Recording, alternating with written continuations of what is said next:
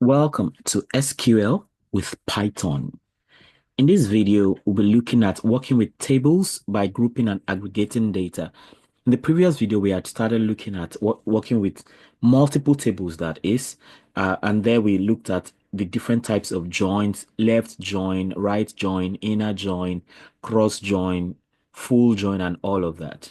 So here, we also want to see working with multiple tables. So what that simply means is that you get to uh, retrieve information from more than one table at the same time. All right. So the overview, this module focuses on relational data analysis using SQL and Python. Of course, when we talk about SQL in Python, that is possible through some Python libraries like um, SQLite. There's an SQLite library in Python. We also, in fact, it's inbuilt in Python, so you don't even have to install it. There's something about my SQL, and there's SQL Alchemy, right, for more advanced stuff. But interestingly, I've been focusing more on SQLite because it's the most commonly used SQL uh, SQL thing, so to speak. All right. So particularly we want to see how to work with multiple tables using join operations. We did that previously, but we still have that coming on here because even in using groupings, aggregation and grouping tools like that, we still need to use joins because you are working across tables. Okay.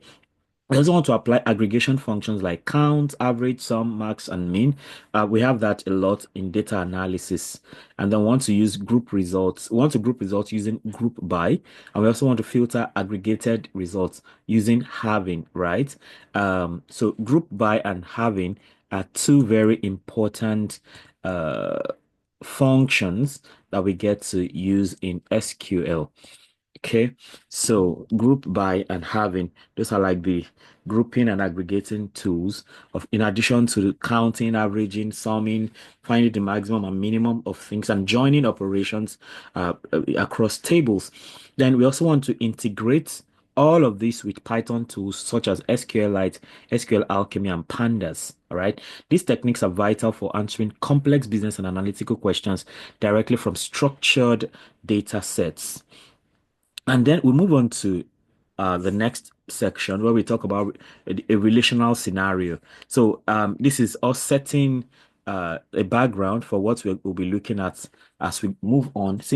I did something similar in the previous video where we're talking about joins. So imagine we're analyzing a small business's sales database with the following tables. Now we said in the last video also I talked about the fact that in database management, right? Instead of having a large table that contains everything, sometimes it is useful to have several tables, and then and then we can easily retrieve them when we need them, and we can join information from two or more tables when we also need that. So imagine we are looking at a customer table. So of course we always in the primary key, which is a unique identifier for each customer. Then so imagine the customer table with customer ID 1, 2, 3, and then we have the customer names as Alice, Bob, and Charlie, and then we have. This time around, we have regions. They're Alice is from West, Bob is from East, and Charlie is from North. And then we can talk about we can have an orders table. So these three customers can make orders. They are regular customers of a particular business, and they can make orders at any point in time. And that's why here now we have an order date. But the orders table also have its own primary key, which is an order ID, right? But the primary key in the customers table, which is customer ID, is also present in the orders table. And then in this case, it now serves as a foreign key with which you can link the customers table with the orders table. So you need that commonality to be able to join two tables, right?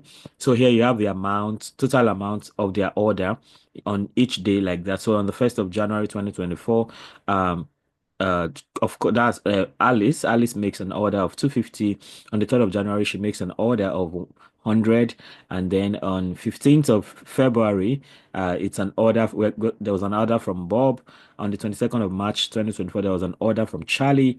And the 1st of April 2024, there was an order from Bob like that. Okay. So we have those two tables. So that is just a table like that. But then how do we create these tables? We want to create a database. If we are assuming, so every database I've been working with, we created them ourselves in this video, and then we created the tables, and then we put information into them. We've learned ways of putting one information at a time, or putting multiple information at once, right? So we are doing the same right here. So we've seen the kind of tables we need. So we need to create the customers and the orders table. So create tables and insert data. Of course, we import SQLite 3, which is the Python library with which we can connect we can connect Python to the SQL database. And since you're using SQLite and Python now, we need a connector. So we say CONN, which is it's, you can call it anything actually. You can call it anything, but CONN is what we've been using by standard. And then with that we connect that. So you see the connect function, which you find in SQLite 3, to now connect to a database. Now, this database called shop.db, databases in SQL end in DB, right? DB for database. So if the database already exists, then this just connects to it. If it doesn't already exist, it creates it. So in our case, let's see, this is my folder where I have SQL with Python, everything we've been doing so far. So you can see a database we created already. My database 1, 2, 3, and of course EJD Academy that we used in the last video. But for now, we don't have shop. The shop database doesn't exist here. So, but now if I just if I run this now, we'll come back and check that it has been created.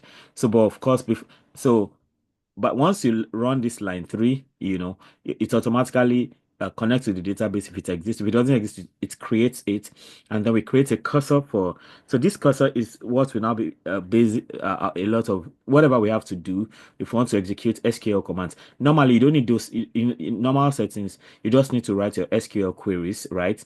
And then you just go on. But because we are connecting through Python, so you now need a cursor, which you create it. So you just call it cursor equals conn.cursor. So you have a cursor function that you can also connect to the database to retrieve, to interact with it. So basically, from line 7, I want to create tables, and then we have cursor execute to create tables. Just a create table if not exist customers. So we have a customers table first of all with customer ID, which is integer and primary key. We have name of the customer, which is text not null, and region text not null. So we don't need null values for those. So that's us creating the first table. The next table we are creating is the orders table. So again, we do something similar. So if you want to create another table, you can always change this variable name. This is the table name here. This is the second one, orders, right? So you have create table if not exist. Then and that orders table now has order ID, which is the integer, a primary key in this case. And then you have the customer ID, which is an integer. Mind you, we are not calling it primary key here because a primary key is a unique identifier. So, but we need customer ID here also, and it's a foreign key here which connects the orders table with the customers table because it's also here. And we have total amount, which is a real number, not null. We have order date, which is a date, not null. And we have a foreign key. So we have to explicitly define our foreign key. Our foreign key here, like I said, is the customer ID, which references the customer ID in the customers table. So that is what this is doing here. So if you want to connect tables, you have to pre-plan how the table is going to look like in case you need to connect two tables. So you want to plan it ahead so that you can have a key that connects the two tables. It's a primary key in one and a foreign key in the next one, so you can connect together. And you have to explicitly define what your foreign key should be, just like what we have in line 21 here. Okay, so now if I by running those now, normally I could just split this up and do them step by step, but I'm doing everything together, right? So by running this, you create the database, create a table and a customers table, orders table, but then at once we're also inserting data into them. So in this case, we want to insert data, and here we say cursor.execute script. I think in the previous video we saw something like execute and execute menu if you want to insert something into it at once. But here we are seeing execute script for the first time, as you see in line. Okay, I've walked through this database thing. Then I have this creating orders table, creating customers table and orders table, right? So, and then Now, this execute script, you can see this is something new in this lesson so far, in this playlist so far. Execute script, as you can see that with execute script, you can just put everything into all the available tables at once. So you don't have to. So we have seen executes, which helps you to input one data into the database in one per time, and then we've seen executes many, which helps us to put more than one information into a database. But now we are even seeing execute script, which helps us to put any information you want to put in as many tables as possible at once. So that's the beauty of execute scripts. Now you see lines 27 and 28, we have delete customers. Now, by the way, almost everything in red is what you need in a normal SQL setting. If you don't need to do all the cursor thing. So if you have an environment where you can run SQL script directly, so all these things in red, like in this case, now all these things in red are the things you need. Not you don't need all this cursor, but because you are connecting Python, right? So you see this line 27 delete from customers, 28 delete from customers. So it means in case for any chance you had done something in them without knowing, so this helps you to clear the tables, so you can be sure that whatever you're putting is what is there. But be careful to do this in case the database is not yours, okay? And for teaching this is only good for teaching purposes. In a normal work environment where you're working with databases, you want to be sure anything that involves deleting, you want to be very sure. In fact, I always recommend once you have a database to work with, it's better you copy it and keep it somewhere. So every other thing you're doing, in case something goes wrong, you can refer to the original thing, right? So you can do the same with Excel sheets or anything that contains data. So delete from customers, delete from orders. That's to clear them for you. And then in one blow, you are inserting into customers table. You insert the customer ID, name, and region. You get the values of those things. So one is Alice from the west, two is Bob from east, three is Charlie from north. And instead of doing that separately, if you're going to do it as a standalone, you would have used execute many. But now we're using execute script because we're also imputing data into the orders table at the same time. So we have insert into orders, order ID, customer ID, total amount, order date values, and then we have the order IDs 101 to 105. We have the customer IDs 11232, and we have the total amount 250, 100, 300, 450, 200, and we have the dates like that. And then, I mean, once you run this now, so this committing line for the three helps you to save. It's more like saving those information on the database, and this conn.close helps you to close the database. So it's more like you are done in the store. You want to shut it so that nobody has undue access to it. Okay, so by just pressing Control Enter, and I run this, and if you look at the top here, we have this one, meaning that uh, the database has been created. To confirm that, we just go here and you can see we have shop now created. So you see shop has now been created. The database has been created. And how do you know it's data? So it's shop and it's a database file, as you can see here. All right. For the Python scripts are IPYNB file. I mean, Jupyter Notebook scripts, they are IPYNB files like that. Like that. Okay, here I've not been using all this CSV and Excel, right? So it's more of databases and the scripts alone, and all the videos I've been saving. Okay, so the database is created, the tables have been created, the tables have also been populated using execute script one blow, all right? So now let's go ahead and start doing some other things. So the first thing is we want to join tables for combined insights. We want to join tables for combined insights. Now, before aggregating, we often need to combine data from multiple tables. A join brings related records together. So we've done worked with joint in the previous video. So here we have a combination of Python. For Python, we are combining SQLi3 and pandas together. So we have SQLi3 for the database things, and we have pandas for pandas related stuff like you can turn your table or whatever your query results into a pandas data frame, right? That's why we are using pandas in this case. So again, here we have conn SQLite.connect. So now we are connecting. We had closed it before. That is why it is necessary to establish this connection again. And then we had also, so we can then query. So we have query now. We have select C name. C is customer. So the names column from the customers table, the region from the customers table, then the total amount from the orders table. So we are selecting all of these things now. So we need to reference to know where exactly these things are coming from. So name from customers table, region from customers table, total amount from orders table, order date from orders table. And then we are selecting all this from the customers tables, customer C, and we are joining all of that with the orders O and on. So this C we are using now is we can use C up here because we have said customer is C, orders is small letter O. So and then we are now doing all that on the common key, which is foreign key in customer table. I mean primary key in customer table and foreign key in orders table. So we are doing that joining on. This is more like a repetition of what we did in the previous video because it is also necessary to go ahead and do group by and having, right? So we have C dot customer ID, customer underscore ID equals O dot customer underscore ID like that. So once we run this now, so you can see this line 6 gives us, so we are naming this query, we are giving it a name so that we can now turn it into a data frame in Panda using Panda. So we have df, and in Pandas, interestingly, we have read underscore SQL underscore query, just like read underscore CSV, read underscore JSON, read underscore Excel. So here we have PD. So read underscore SQL underscore query is a function in Pandas, and then you put the query and the connection. So this connects you to the database, and this query helps you to retrieve the information from the database. So we can now visualize this as a data frame, right? So you can see SQL together working with this. So here we see that. So what we have done here is to get all the names, all the regions. So we are bringing together we are joining the information from both tables. So we have Alice from West made an order of 250 on the 1st of January. Alice from West again did this on the 3rd of January. So we are bringing all the information together from the two tables. Basically, that's what is happening here. So that's join tables for. So with this, we have combined insight. So we see all the customers and all their orders for all the available information in the two tables, right?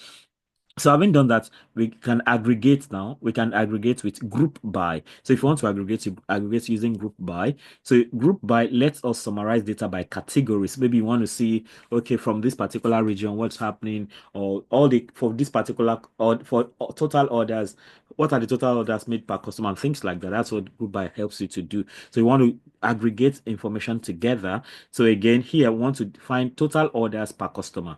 So total order per customer. So if you take Alice now, what are the total orders Alice has ever made as far as this particular database is concerned? So if you have several years, so you can know maybe you want to reward your most loyal customer. So you can if by running this query, you can find who your top customers are, right? Something like this.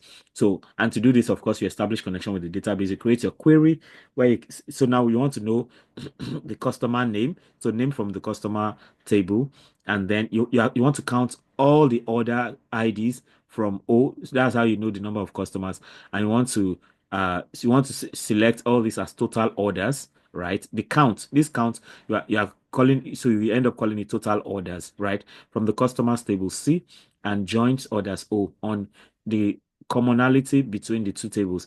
And now for the first time, previously we've been doing only join. Now, apart from join, we now have group by. So you are grouping all these things by name. So you want to see which of the customers has total orders per customer, right?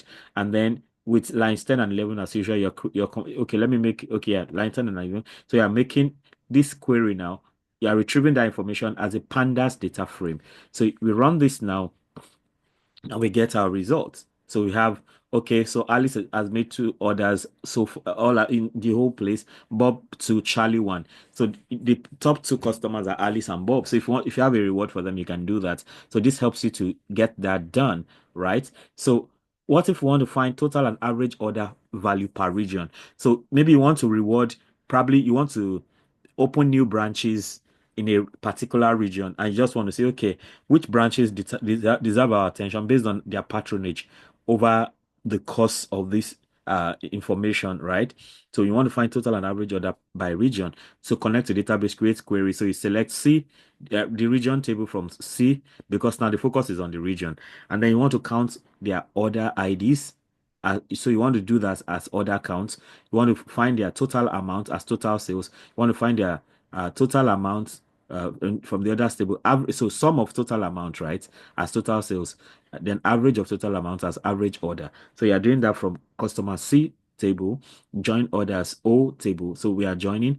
So you see, join will always be there. Then on the commonality, the foreign primary key in the customers table and foreign key customer ID in the orders table. And then you are grouping this by region. So we can see the regions, we can see all the orders from each region, the total amount they have spent and the average of the amounts too. And then lines 13 and 14 are just helping us to turn this whatever you retrieve into a pandas data frame. That's what that is doing right there. So now total and average order by region. So control enter gives us this result. So we see that, oh, East has two orders, total sales 500, average order is 250, right? North has just one order, right? But then the total sale is 450, and then the average order is 450 also. Then the West has two orders, total sales is 350, and average order is 175. So you see the North doesn't they don't come too often, but when they come once, they order big, right? So, but I mean, if you want to, what by whatever criteria, maybe you want to look at the number of orders based on the orders we get, right? Maybe you can decide to say, okay, we need to open a new outlet in the east, or if you want to look at the number of the volume of request of sale, you may want to think of going to the north. So whatever criteria you have, if you know if it's a more elaborate table, you can make more clear decisions about these things. So you see all these things you have done, they are used to answer business questions like which region has the highest average order value, how many orders do our customers typically make. Things like this can help you. So let's see aggregation functions explained. So you can see we've used some aggregation functions so far. Now you see that we have counts. So the count just helps count star helps you to count all rows. Like in this case, we counted we used count, right? Count order ID. So it helps you to count all the order IDs to know how many people or yeah, how many people are placing orders. So count column. So that this counts non-null values in a column. Then you can sum the column. So add up all the values. Average of column, you average values. Minimum column finds the smallest value. Maximum column finds the largest value. So all these aggregation functions that we can always use. So apart from what we've done up there, can we talk about what if you want maximum and minimum order amounts per customer? You want to see the customers that spend the biggest. Probably you have a loyalty reward for them, like that, or whatever reason you may need this information for. So again, you connect with the database. Then, of course, the SQL queries this in red. It is because of Python connection that we need to say query is equal to something and this. So now you need to know maximum and minimum order amount per customer. So the focus is on the customer now. So whatever the focus is on, you select that thing and you group by it also. That's the order we've been following all along. So here you select name from the customers column because we know customers is C, orders is O. Select C.name. That's normally you should write out customer.name, but I mean it's too long. So it's like using aliases in Python, right? When we import a library like pandas and we call it import pandas as PD or import numpy as NP, right? All that.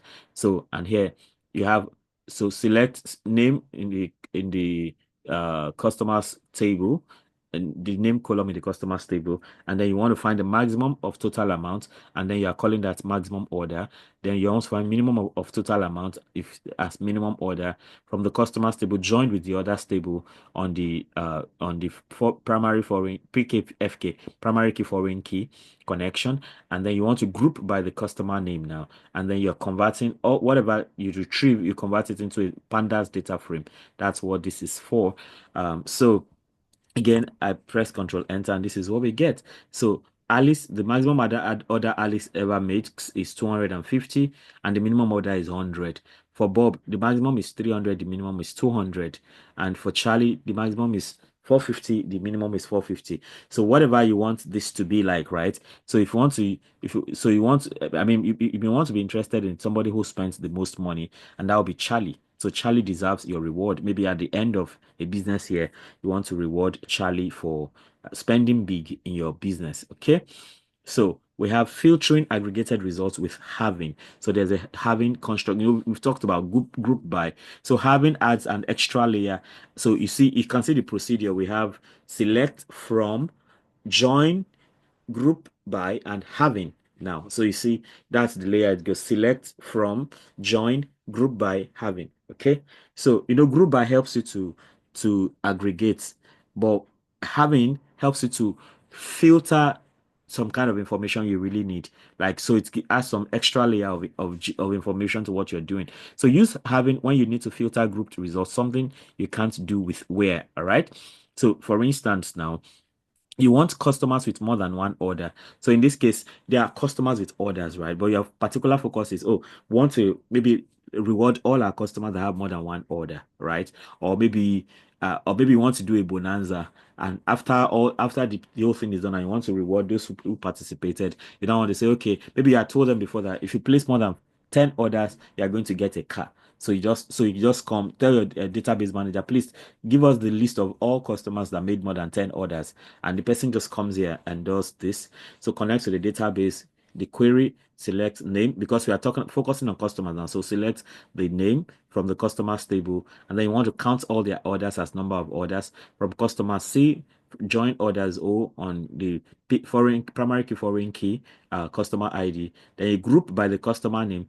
Now, because you want people that have more than one order, so you now have having count order greater than one. Okay, because you want people with more than one order, and then you convert. So whatever you retrieve, we put it into a pandas data frame like this, and then we see that Alice and Bob deserve your car. In case you have set the criteria to say anybody who places more than one order gets a car or whatever you want to give them. So that's your result. So the database person just prints this out and forwards it to HR or whoever is interested, is in maybe or marketing or whoever is involved in that program.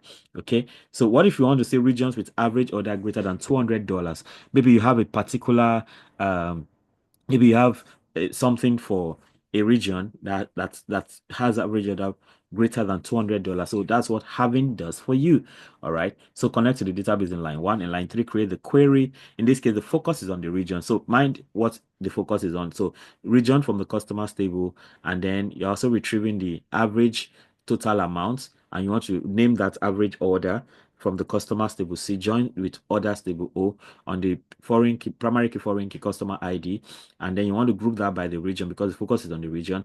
Now, having average total amount greater than $200, right? And then whatever you retrieve there, you put it into a pandas data frame as you have there. So all I'm just going to do is come here and then control enter, and it gives me the table. So you see the region with the average order from the east region is 250, and from the north is 450. So it means that the other one, I think that was the east, right, or something like that.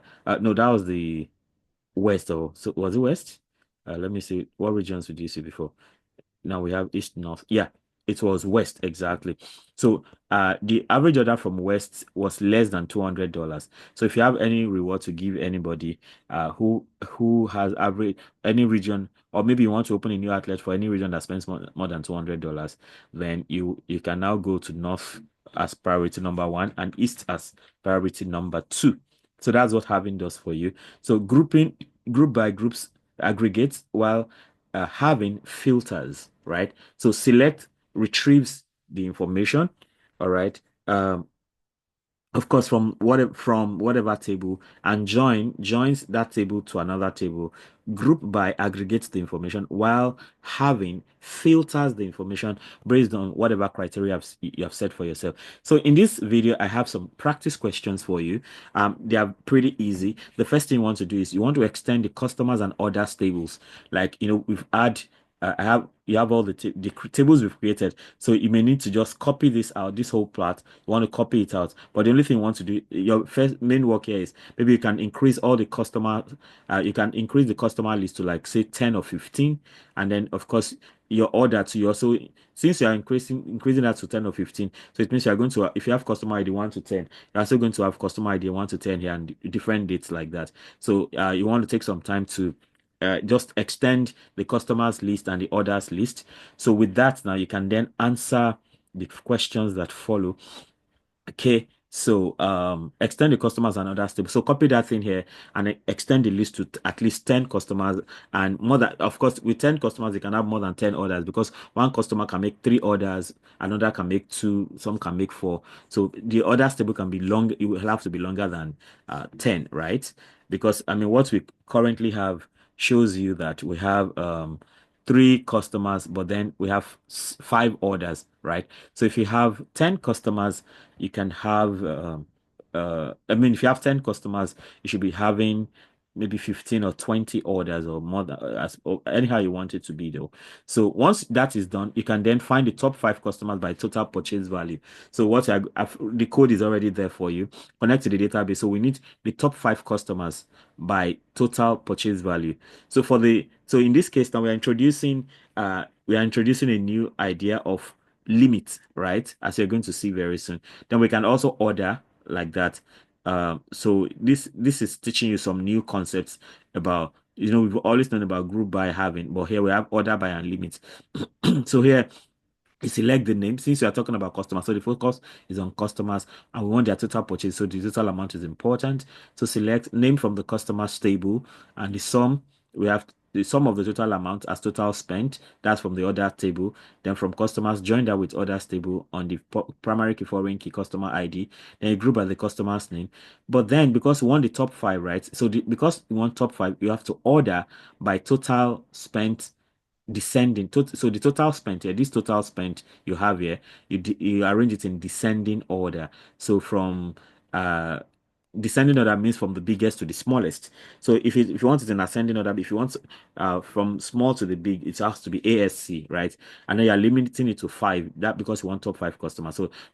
So these lines 8 and 9 show you some two new ideas. I mean, though I've not made the table as much as I want, but based on what we currently have, so you see that these are the so now we want top five, but since we have only three customers, these are the top three customers. Bob is number one, followed by Charlie, followed by Alice, talking about total amount spent.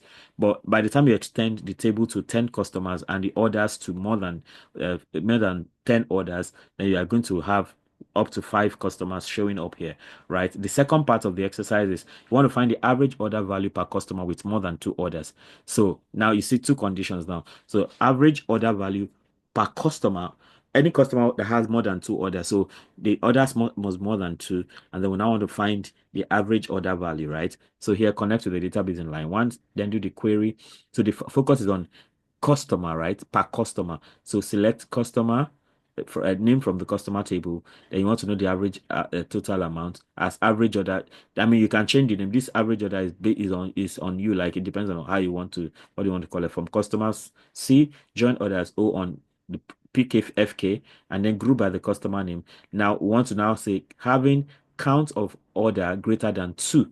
So we want to see the average order value. So if you run this, we don't have any information, because we don't have any information basically, right? Because we want the average order value per customer with more than two orders. So there's nobody with more than two orders. That's what this is saying. Because you remember Bob and someone had just the maximum number of orders so far is two.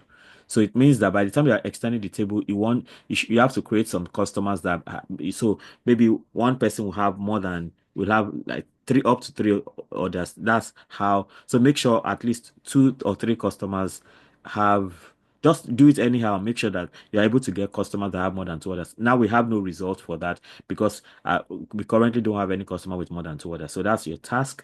Then find the customers who placed no orders. So maybe some customers just come to hang around, but once they come, they are registered. So find the customers who placed no orders. So here the focus is on customers again. So select name from the customers table. From customer C, join orders O on C.customer ID equals 0 O.customer ID. Where order is null, that is, the order is not available. Okay, so if you run that, so far we don't have any customer like that. So it means when you're creating your customers table, you want to have a customer whose not customer ID does not appear on the orders table.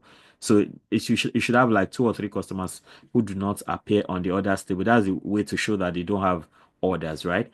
So once that is done, you can now close the database, all right, and then we can see some real world use cases. So if you want to do customer segmentation by frequency, so you can group by and then count. If you want to see sales region performance, you can group by and find average and sum. You can flag in underperforming regions. You can use having, like you want to say any region that has less than something. So having will help you with that. If you want to do product ranking, you can group by and sum and then or average, right? Then time-based trends, month and year. So you can group by dates and truncate at a particular time in PostgreSQL. I've not talked about that. Like I've not really worked with that so far.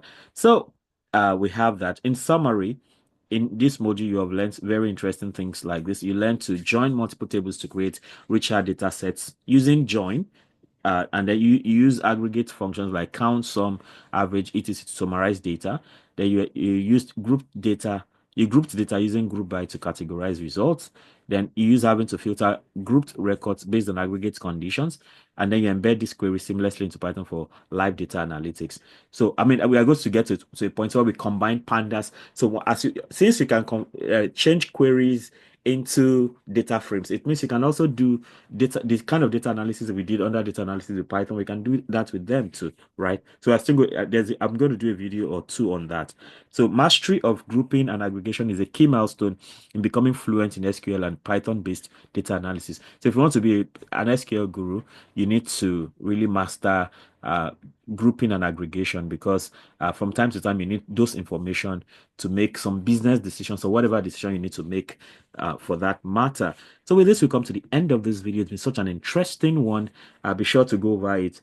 You know, you can get all the code sheet by just following the link on Facebook and YouTube. So you go to Google Drive and you download all the materials. In fact, I advise you do that before you start following the video so you can walk along.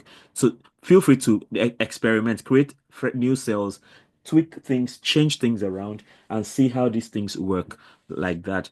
All right, so if you have subscribed to the channel, thank you for so much for that. If you have not, please go ahead and subscribe and hit the notification bell so you can always get alerted each time a new video is released. Don't forget to also let me know how helpful these videos are for you, and if you wanted to try out some ideas, feel very free. I'm open to your feedback. I remember also that I have my channel now has membership, so you can join so as a member to get exclusive rights like priority answer to your comments, or to get you can have access to my notes depending on your level as a member. You can also have a one-on-one consultation with me. Depends on the level, level of membership. But even if you don't become a member, not a problem. You always have access to all the videos I'm making. Except that sometimes when I begin to have members, they may have some exclusive privileges, like they get to see some videos first, or they only them get to see some kind of videos, and then they can make some requests, basically, like that. All right, so be sure to subscribe. Don't forget, as a subscriber, you have all the videos here. I mean, you have these videos as like we've always had, right? And then don't forget to like and share so that more people can have access to this great content I have going on here. Till I come your way again, keep doing data right. Bye.